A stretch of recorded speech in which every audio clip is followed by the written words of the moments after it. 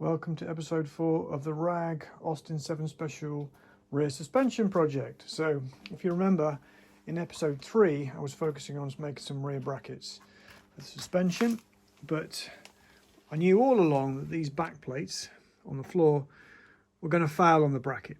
So in this episode I'm going to make the back plates fit, or hopefully anyway. But before I do, a quick update about those brackets. So then, the brackets. Now, if you remember, I wasn't quite sure how I was going to retain the pin. So what I decided to do was to weld on this boss. And this pin now threads in through here like that. We've got a split pin, and the split pin goes through there. Wiggle, wiggle, wiggle, like that, and holds the pin.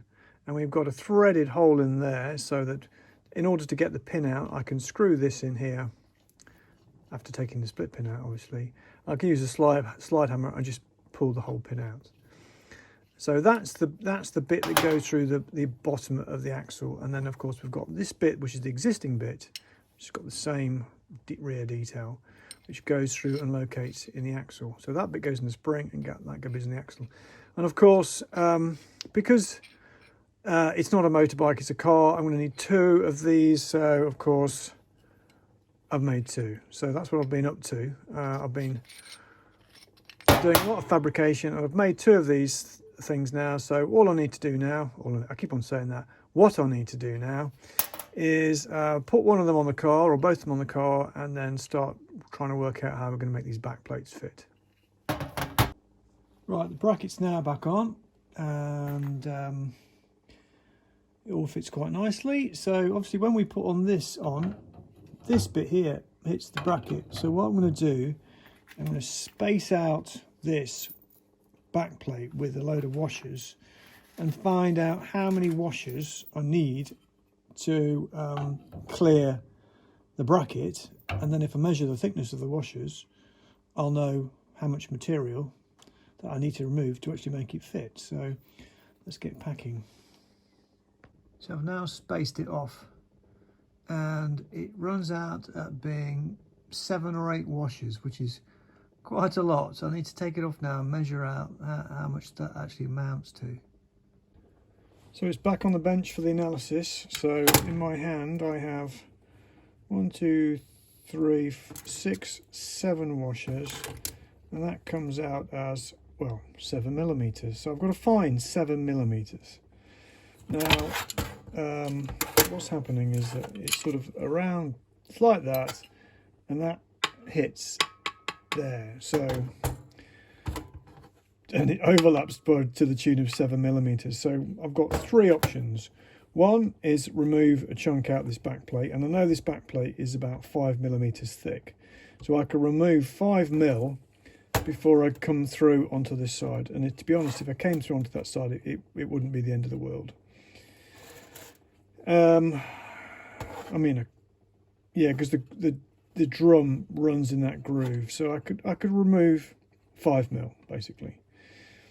2, I can shave some metal off this edge, because it's sort of, get my steel rule, it kind of overlaps at sort of that angle.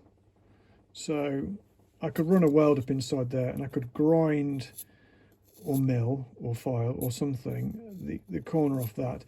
The other thing I can do is that the whole thing can be spaced inwards very slightly, maybe 1 or 2 millimeters, by bringing the springs closer in. I mean, there's enough movement in them.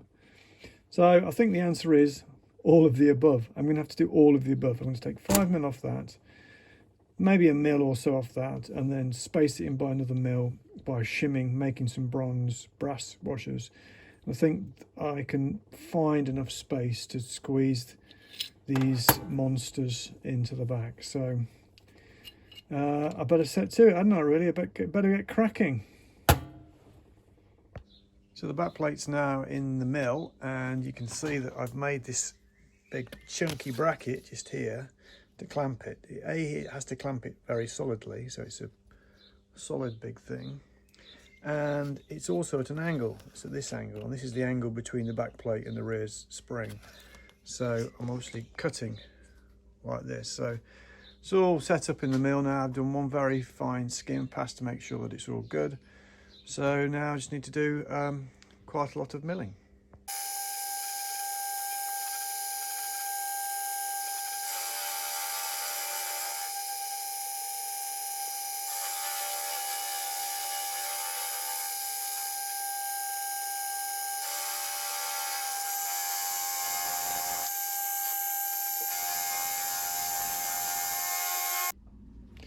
So we're now back on the bench post milling, and I've cut out this recess, and obviously this is going to sort of go in there at that sort of angle like that.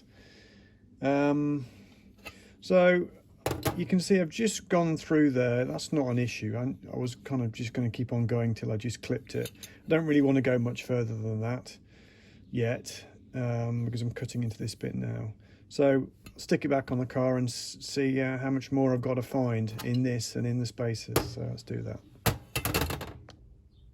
Everything now reassembled, and I can see that I've got 2 washers on the back plate, and I've got a bit of play in there, so it's getting there. I think next step is probably take a little bit of metal off that, maybe 1 or 2 mil.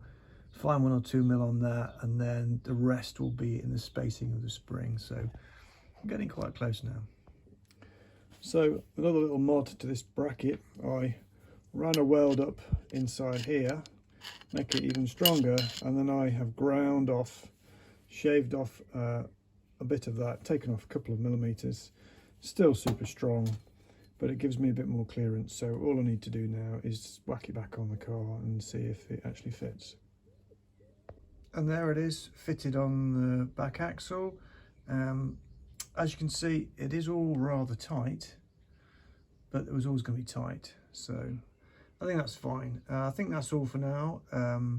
In the next episode, which will probably be the last episode, I've got to focus on these rods. But to make this bit out of steel, I have to weld it to there, and I have to braze this section onto that front bracket, that front pivot point. So that's all for now, and check back and see how it all turns out.